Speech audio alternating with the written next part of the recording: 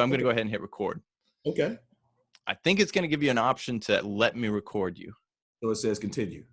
Okay. Yep. There we go. All right. So, all right, guys, welcome to Fitness Under Quarantine. I'm Etienne Nichols, and with me today is Jermaine Smith from New Jersey. He's the owner of MobileFit. He's got a very big background, very long background in history in sports and fitness. He's really been studying just to get through to his mom since he was in third grade. He's been studying from as a little guy, but he went into several different sports. He played baseball, grew up playing wrestling and football, Gymnastics. Okay. Martial arts, everything. Then went to college and studied kinesiology and nutrition. Yes, sir. And maybe had some disagreements there with some of the philosophies that they had, and maybe we can talk about that at some point. I don't know. Yeah, definitely. With the teachers and everything, and some of the things that they put you in the box with. Yes, I disagree.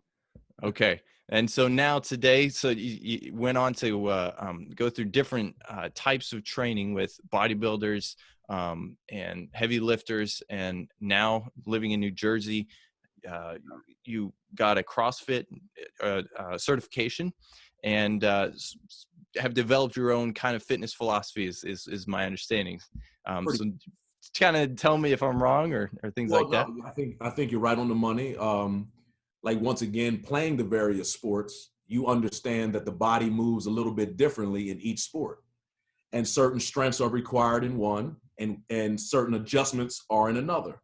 So playing those sports, that gave me, an inside look of how the body really works and what benefits and how do you produce the things that you desire according to each athlete. Yeah. It doesn't matter if you're male or female. So go ahead. Well, I was just going to say, and that question on that. So when we're training for these different sports, is there any type of training that we could do that might hinder our normal, life, playing with kids, playing things like that? Well, you definitely want to do exercises with mobility. So that's why CrossFit is so great in the sense that it has adopted, different versions. You have gymnastics, you have power, you have strength, you have mobility, you have flexibility. There's different areas that they hit it all at once, which is great. Yeah. But once again, each individual is different. Now, I can't have my mom do power cleans. She can't do that. Yeah. But at the same time, I can still, by knowing how the body works, still generate that core to the extremity strength by knowing how the body operates, you see? So before we start recording, we were talking about the how you could train a big group of people, whether it's your wife. And why don't you go ahead and tell that story one more time, just so people can understand about scaling and reaching those goals through different means. Exactly. So for instance, you have to, as a trainer, you have to know who's in front of you. Okay. And by knowing who's in front of you, you know how to apply, what to apply, and what not to apply, and how to scale it down. So for instance, if I trained you, myself, my wife, my daughter, and my mother, and we were doing squats.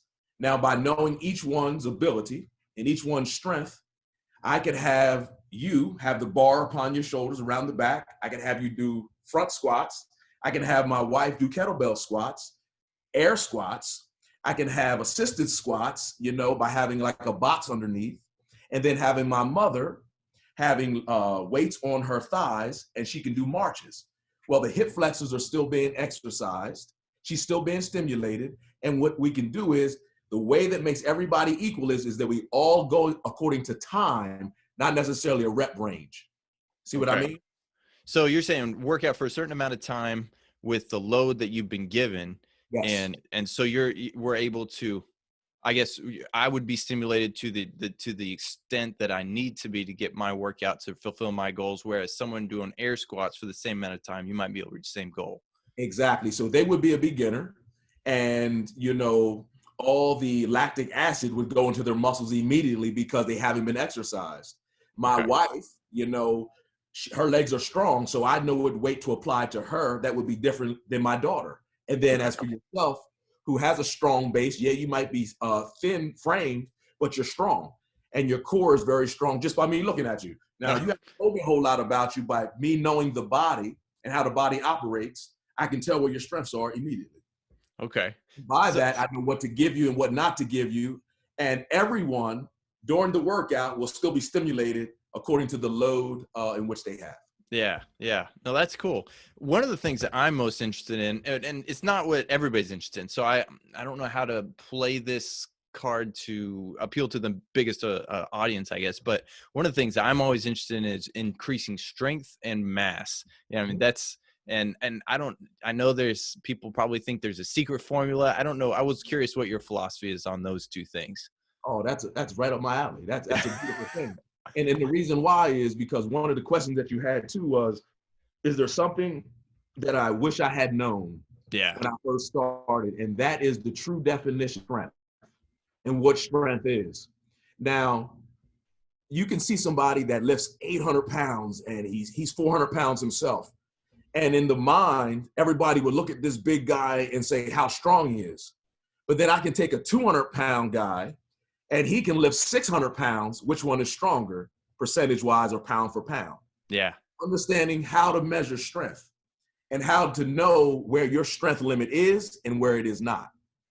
So do you have a way of doing that when you start training people? Do you have a specific way of determining what their strength is and weakness is, or what are your thoughts on that? How do you do that? Well, absolutely. So whatever workout I give, when they come in and I ask a few questions, I do my history questions, what are your goals? If someone says to me, when I ask a question like that, and they say, I just want to build my chest, immediately I know when they say that they're isolated thinking and they only think one dimensional. Okay. When I train someone, I train from a totality aspect. Now, what do you mean by thinking one dimensional? So in other words, a person that just wants to build their chest will a lot of times neglect their legs. Okay. They'll neglect the other muscles that are around that area that help facilitate true strength.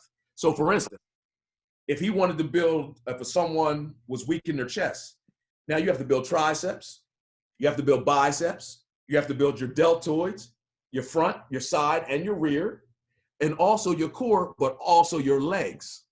Really? Yes, and your back. Why your legs? Because when your legs are there, your legs are the foundation for everything. It's kind of like the Old Testament. The Old Testament is the foundation of our thinking of what it is to appreciate Christ in the New Testament. Okay. So when you have that foundation, in your legs produces the most testosterone. Testosterone throughout your whole body causes what? Your whole body to grow. Okay. Check that out. That makes sense. Yeah. I like how you can take working out, and because I've heard other stories you give about working out and applying it to a spiritual sense. I love that. We might have to get into that at some point too, because I like hearing that. So going back to building strength, Yes, sir. before I circumvented you and got you off on that side path about getting the chest. So going back to how you build the strength when you talk to those people, you have those intro questions. What are some of the other questions you have when you're getting to someone new? Oh, I always ask them this. I said, what's the heaviest weight you've ever lifted? And they give me that number. And I love that because that's exactly where they're stuck at that number. Okay. What I try to do is take the barriers out of their thinking. And therefore, when I apply the principles of strength or endurance, for instance, I give you a perfect example.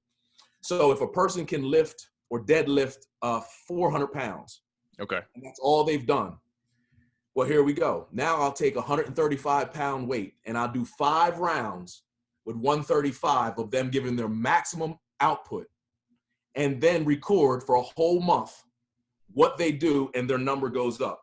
By doing that, not only have they stimulated the testosterone, they recruited muscle fibers that they would not necessarily utilize, but at the same time, your body's getting endurance, strength, flexibility all at once. So when all you have those modules all at the same time, you have to grow. So you're saying you give them this lower weight and make them go as fast as they can when you say that output. As hard as they can. Okay. And then increase it over time. So you increase it. So each round you increase. So what are you doing during that time? So what you're doing is you're establishing the form. They're not thinking and they're giving maximum effort. So you make sure the form is right there. So with heavyweight, a lot of times people lose form. Okay. But if you have lightweight, you can explode as fast and as hard as you can without thinking. Yeah. You see? So you're training that perfect form, and so it's effortless almost. Exactly. And then the mindset is already attached to the muscle. So a lot of times what happens? The mind gives out before the muscle. Yeah. Yes. But when you have that right there at the beginning, as I'm adding weight, you're not focused on the weight, you're focused on doing the principle. And when you're doing the principle with maximum effort, you got it. And So, then, go ahead. well, so I was just thinking, so is it a month that your goal is to get to them?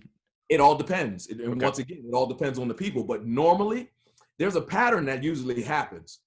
People, when they train with me, usually jump up exponentially within weeks because of the method in which I apply them, because they never had it before. They never had that kind of endurance, that moving the blockers of the 3 sets of 10. I don't do 3 sets of 10. Yeah. I'll start out with high volume. So what's an example of high volume?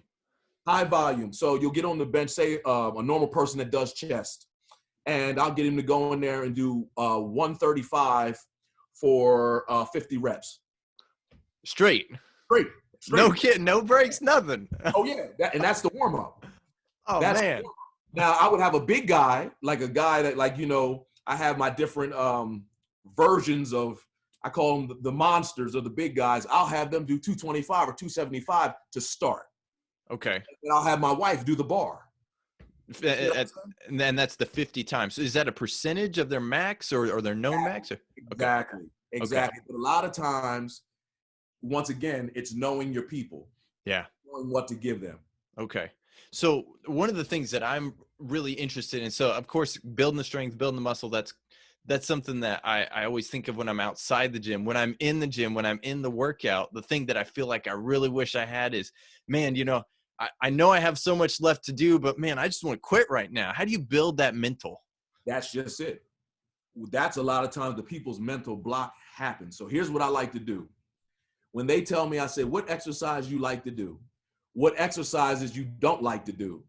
And the ones they don't like to do on Monday morning, that's the one we're doing.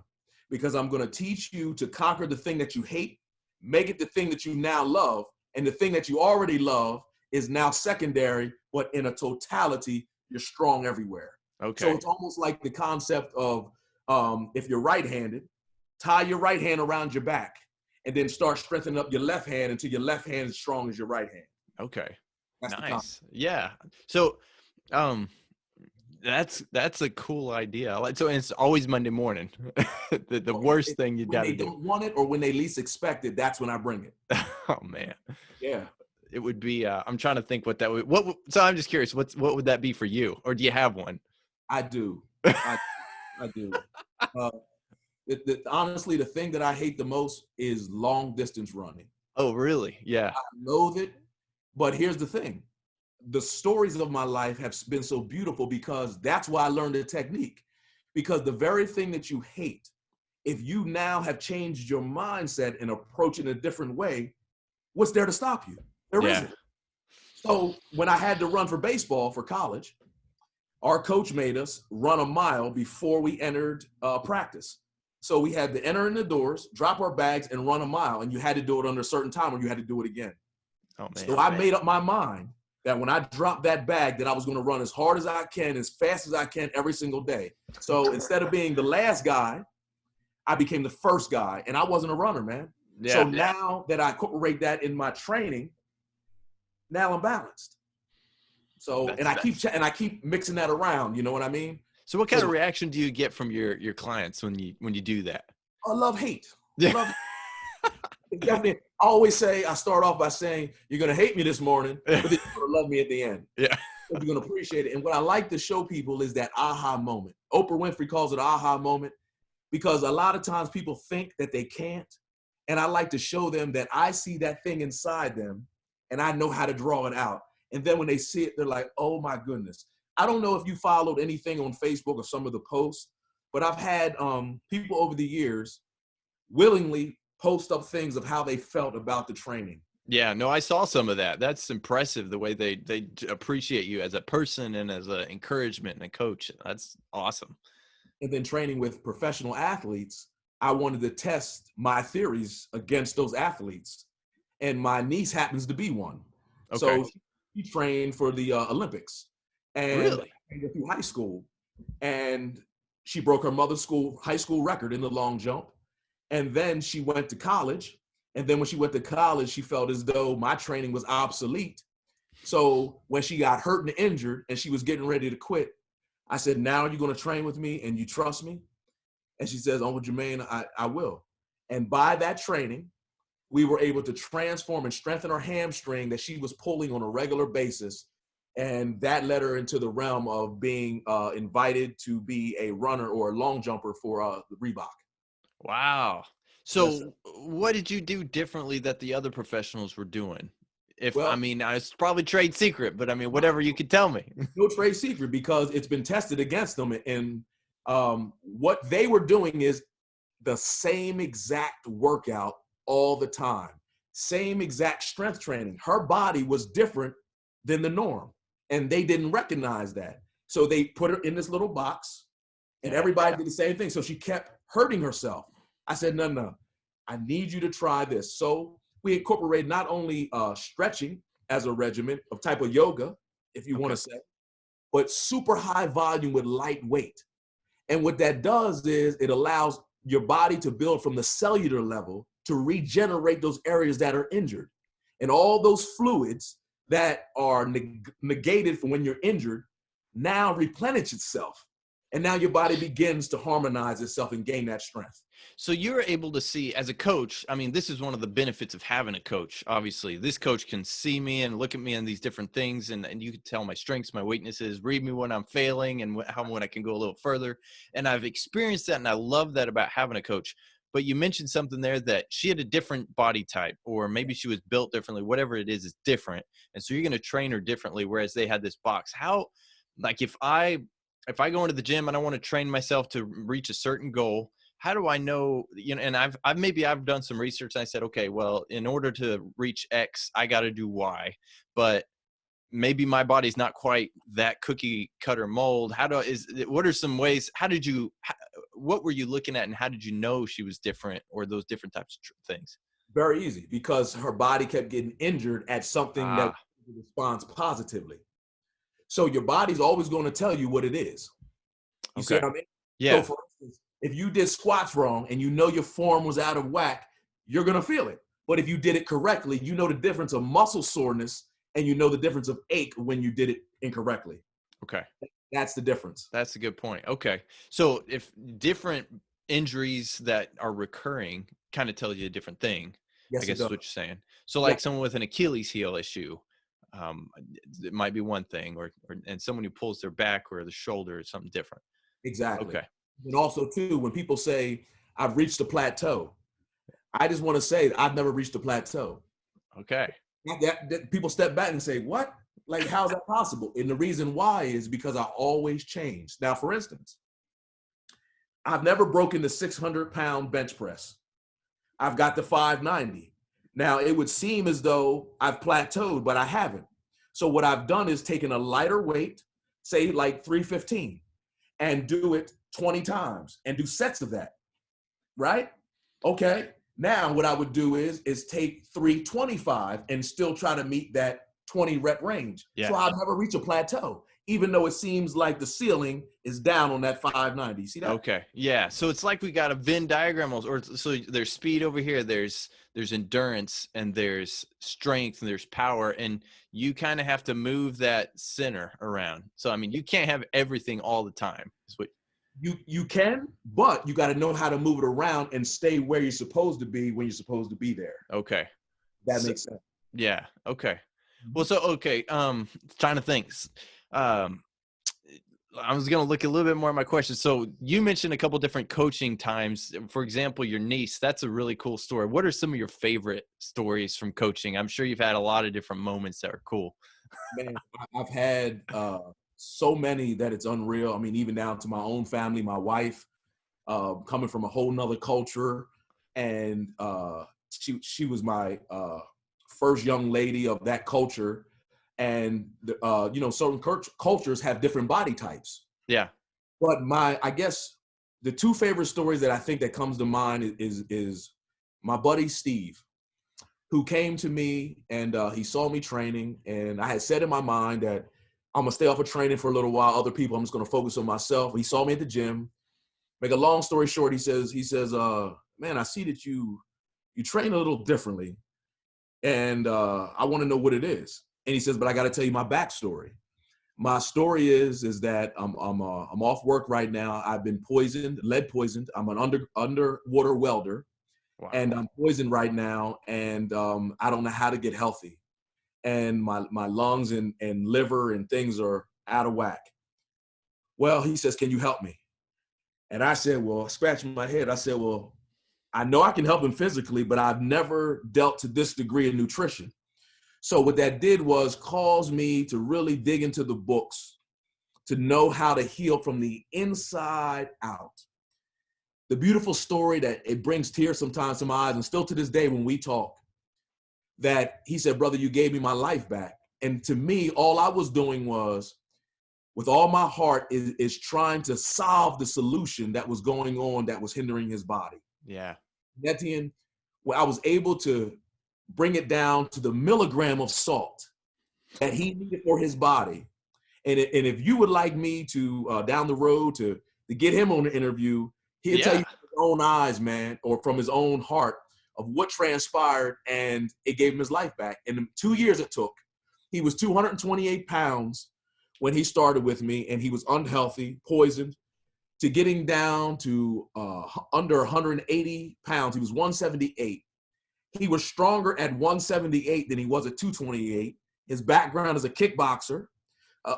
He had weightlifting experience, but he's never been that healthy in his life. And if you see him now at 50 some years of age, he still looks the same. Man, that's awesome.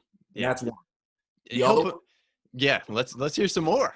Oh, the other one is when I guess I was at the epitome of I thought my lifting career, and I met the professional bodybuilder Mike Morris, and he was a professional. And when you're a professional, they do things just a little bit differently to be that big and to be that strong. And he said, well, man, would you like to train with me? I said, well, yeah, I'd like to train with you to kind of see where you're going. And I said, well, how about if I train with you, you train with me? Well, it started off as a wonderful camaraderie. And then it was a testing of his philosophy on training, which was just straight bodybuilding, lift as much as you can within 3 sets of whatever. Yeah. Well, I disagree with that. And I wanted to show him that I could do his workout and then still do mine. But he couldn't do mine at all. Yeah, because of the high volume. Yeah. It showed me the distinction. But here's what happened. That he had 200-pound dumbbells at his gym. And I'd never thought that I could lift 200-pound dumbbells at all. Now, I've lifted 160 pounds before, and I've done reps with that.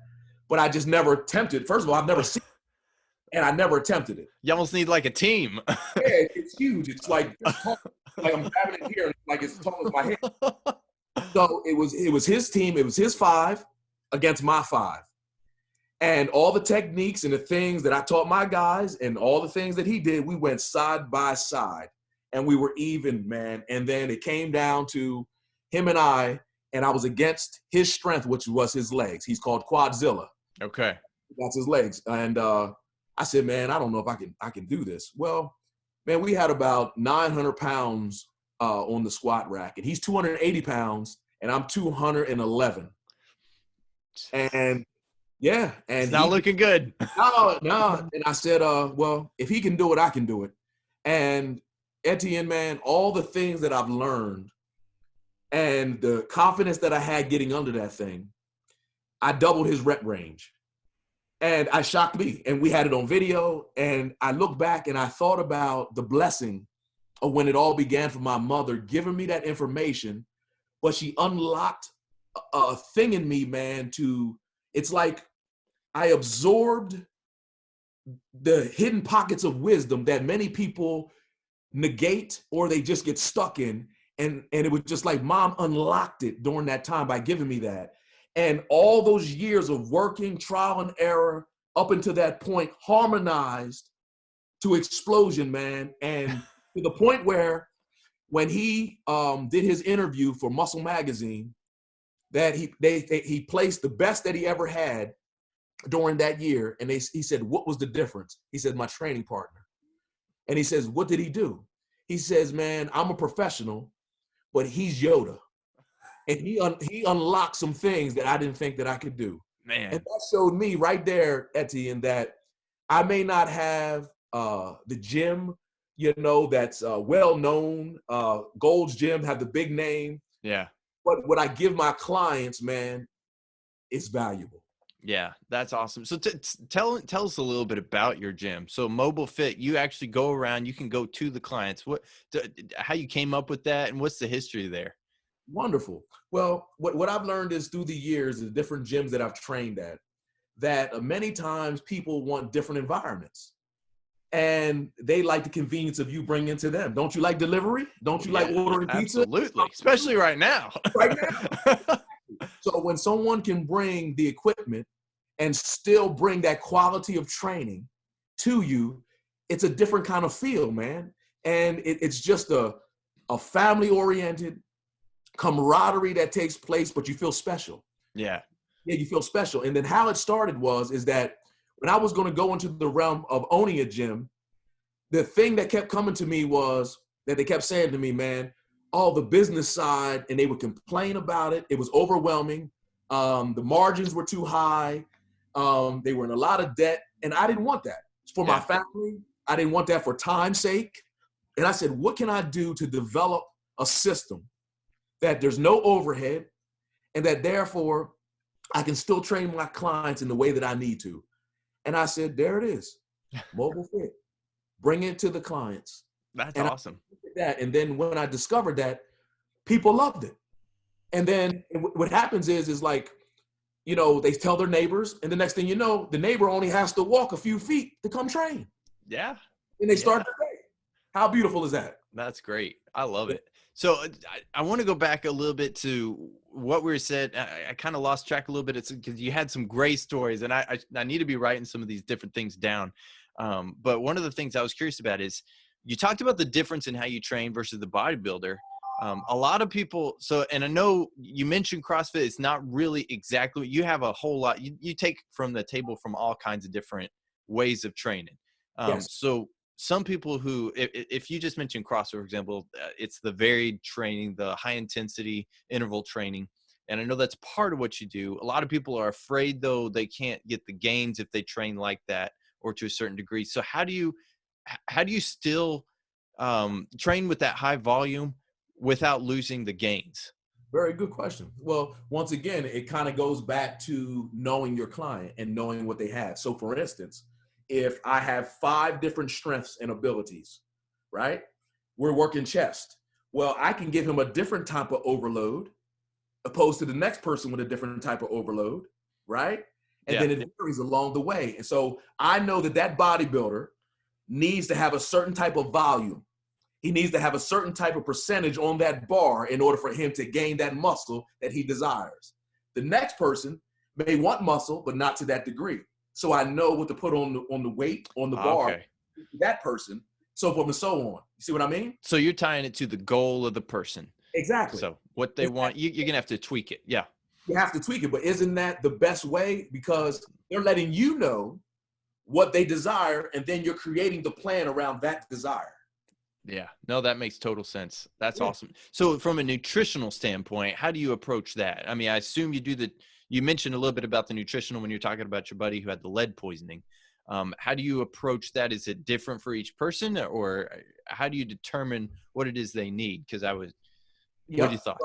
Well, once again, so for instance, like my wife is predominantly a vegetarian, right? She comes from India and, to eat vegetables. So what in the world can I give her that from a person who's learned about eating chicken, eating steak, eating beef? What can I give her? Well, now I got to re-educate and then therefore still apply. So once again, it's according to how everyone's body's intake is. So for instance, my mother, right? So my mother's older. Therefore, she has high blood pressure. So I have to make sure that the foods in which I give her, therefore, don't increase that pressure. Her salt intake. You see what I'm saying? Yeah, yeah. Caloric intake. Everyone is different. Yeah. Yeah. So you take some of the kind of similar to when you're training, you look at what maybe they're injured or what they're doing, some of the things that they've seen negatively impacting their health from a nutritional standpoint, and you can kind of gear, that tells you me something about that person, so I can kind of gear it in that way. I'll give you an example. Okay. Say someone is anemic. Okay. Well, now I'm going to give them foods that generate that blood flow. You see what I mean? And increase that glucose Yeah. in their bloodstream. See what I mean? Because if they don't, then they can't stimulate the cells. The cells can't grow, and then the muscles don't grow, and they don't. See? So what's an example of some of those foods? My wife's actually anemic. It's like, I'm gonna have her watch this interview. So I mean, of course, you have your greens, your beets. You got your sauerkraut. Oh my goodness! Everybody can't eat those things like that. Kimchi. Yeah. Yeah. Things That's like awesome. That's awesome. Well, okay. So I want to ask just a few more questions. Let me think. So suppose someone doesn't have they don't have access to this type of training. Maybe they don't go to CrossFit. Maybe they're working out from home only. What are some, if you were to recommend like 3 or maybe up to 5 pieces of equipment, what's the critical stuff for people who want to work out at home? Got any ideas? Absolutely. Absolutely. I would definitely have a bar. Yeah. Bumper plates. Right? Absolutely. You don't even have to have a bench, because you can do floor presses. You don't even have to have a bench. Then you could have like a Basu ball. Basu ball. Basu ball. BOSU. Basu Okay. ball. It's like the half ball. Oh, yeah. A Basu ball. And some dumbbells and some bands. That's it. That's all you need. Awesome. Mm-hmm. I'll have to come up with an equipment list for people, Absolutely. Not to say from MobileFit, but once you start doing a franchise, we'll have to get you out here in Cincinnati. Man, I would love it, man. I tell you what, That's awesome. Okay. So, I don't know if in a nutshell, if you've thought about the philosophy of your exercise. I mean, obviously you talk about the difference in every different type of body type that you train with. In a nutshell, would you be able to somehow sum up in some way your philosophy on how you train people? I think, I don't know if I can necessarily sum it up per se. I think it's almost like Bruce Lee. Yeah. Because what Bruce Lee did, man, he took boxing and the traditional martial arts was flat-footed, and that's how it was. And he said, no, I'm studying to be total, to be complete. So he's moving. So he actually was the one that created the movement from looking at Muhammad Ali move, and then put those traditional martial arts within that realm. No kidding. I didn't know that. Yes, sir. So he took a piece of here, took a piece of here. I don't know if you ever heard of Ip Man. Yeah. Ip Man. Well, he actually took the Wing Chun from Ip Man and applied that as well into his martial arts. Oh, wow. And that's the name of his martial arts, but it's a piece from everything, because he's totality. And what is Bruce Lee known as? The best martial artist ever lived. Yeah, that's right. I'm not saying I'm that guy, but what I'm saying is that I don't necessarily have a flat out definition for my philosophy, but I guess I just take a piece from everything genre that I've learned and make it applicable to each person according to their ability. And you do that no matter what health level you're at. You can start training. That's what's beautiful. And it's such a natural thing. Like sometimes I think about, how does Michael Jackson come up with the choreography in which he did? It seemed like every time you saw him, he came up with something different. Right. Man, I truly believe it's a gift. Yeah. From being around that knowledge in different genres. And I really do, man. No, that makes sense. If you could figure out how to simmer that down and boil it and figure out a way to train other people, man, that's cool.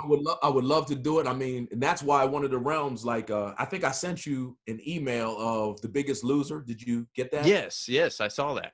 Well, what that was is that when I worked for McLean as a truck driver and we would deliver, what happened is I started training some of the drivers. Yeah, tell us about that. Sure.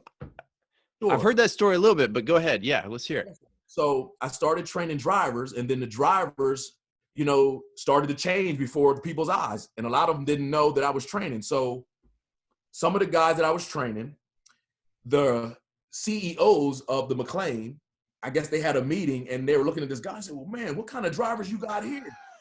So they pulled him aside and asked him, what's going on? He says, well, yeah, the other driver in here, Smitty, he says that he's been training us.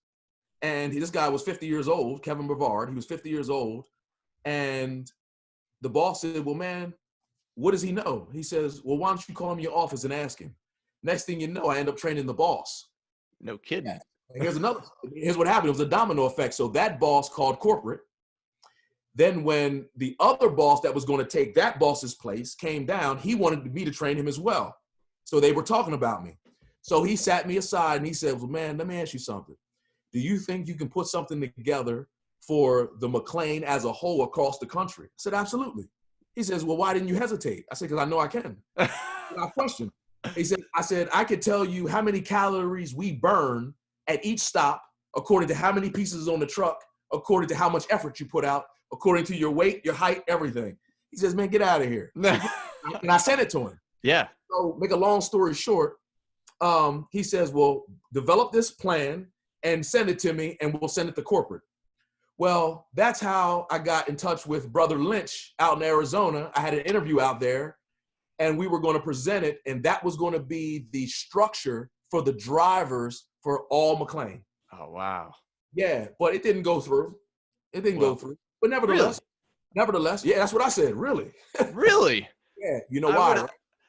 Right? That was not the ending of the story I was expecting. Exactly. So, it would have definitely, my wife was wonderful at business. So she helped me to incorporate how, as a whole, as individual and as a whole, that it would end up bringing down costs for insurance.